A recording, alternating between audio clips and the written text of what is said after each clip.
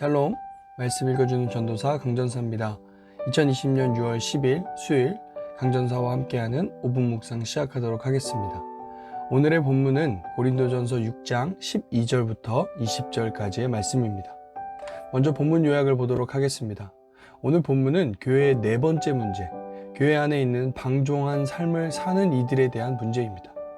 당시 세상에 힘 있는 자들의 문화를 따라 만찬 때 방탕하고 음란한 짓을 행하면서도 온갖 논리를 동원하여 자기의 삶을 정당화하고 돌이키지 않는 대상을 향해 사도 바울이 대화 방법을 사용해 그들을 질책하고 교정하는 내용이 오늘의 본문입니다. 12절부터 14절까지는 그들의 논리를 반박하고요. 15절부터 20절까지는 음행, 몸, 주님과의 관련성에 대해 설명한 후에 구체적인 명령을 제시하는 것이 오늘의 본문입니다. 배경요를 살펴보도록 하겠습니다. 모든 것이 내게 가하다라는 말이 오늘 본문에서 등장하는데요. 이것은 사도 바울 당시 보편적 표어가 아니었습니다. 오히려 철학자들은요, 절제를 강조했어요. 하지만 세상에서 높은 사람의 경우는 이 표현을 자주 썼는데요. 이 표현을 통해 자기 행동을 정당화했기 때문입니다. 한편 그들은 만찬에서 먹고 마시는 것과 성적 문란함이 함께 있는 경우가 많았습니다. 특별히 오늘 본문의 배경의 독자들, 그러니까 고린도 교회 성도 중에 일부가 이런 행동을 했던 것 같아요.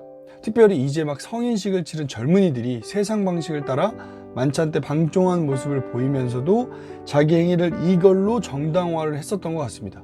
그래서 사도 바울은 이 표어로 오늘 본문을 시작합니다.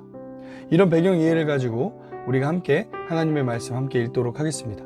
먼저 12절부터 14절까지의 말씀은 독자들의 주장과 사도 바울의 반박이 들어있습니다. 12절을 읽을게요. 모든 것이 나에게 허용되어 있습니다. 그러나 모든 것이 유익한 것은 아닙니다. 모든 것이 나에게 허용되어 있습니다. 그러나 나는 아무 것에도 제재를 받지 않겠습니다. 음식은 배를 위한 것이고 배는 음식을 위한 것입니다. 그러나 하나님께서는 이것도 저것도 다 없애버리실 것입니다. 몸은 음행을 위하여 있는 것이 아니라 주님을 위하여 있는 것이며 주님은 몸을 위하여 계십니다. 하나님께서 주님을 살리셨으니 그의 권능으로 우리도 살리실 것입니다. 15절부터 20절까지는 음행과 몸 그리고 주님과의 관계성을 설명합니다. 15절인데요. 여러분의 몸이 그리스도의 지체라는 것을 알지 못합니까? 그런데 내가 그리스도의 지체를 떼어다가 창녀의 지체를 만들 수 있겠습니까? 그럴 수 없습니다. 창녀와 합하는 사람은 그와 한 몸이 된다는 것을 알지 못합니까? 두 사람이 한 몸이 될 것이다 하신 말씀이 있습니다. 그러나 주님과 합하는 사람은 그와 한 영이 됩니다. 그러므로 음행을 피하십시오. 사람이 짓는 다른 모든 죄는 자기 몸 밖에 있는 것이지만 음행을 하는 자는 자기 몸에다가 죄를 짓는 것입니다. 여러분의 몸은 여러분 안에 계신 성령의 성전이라는 것을 알지 못합니까? 여러분은 성령을 하나님으로부터 받아서 모시고 있습니다. 여러분은 여러분 자신의 것이 아닙니다. 여러분은 하나님께서 값을 치르고 사들인 사람입니다. 그러므로 여러분의 몸으로 하나님을 영화롭게 하십시오. 아멘. 오늘 본문을 가지고 묵상을 위한 질문을 던지겠습니다. 당시 세상에서 지위와 힘이 있는 사람들은 음식과 술을 먹으며 그 자리에 창녀들을 불러 음행하곤 했습니다. 그런데 고린도 교인 중에서도 그런 사람이 여럿 있었던 것입니다.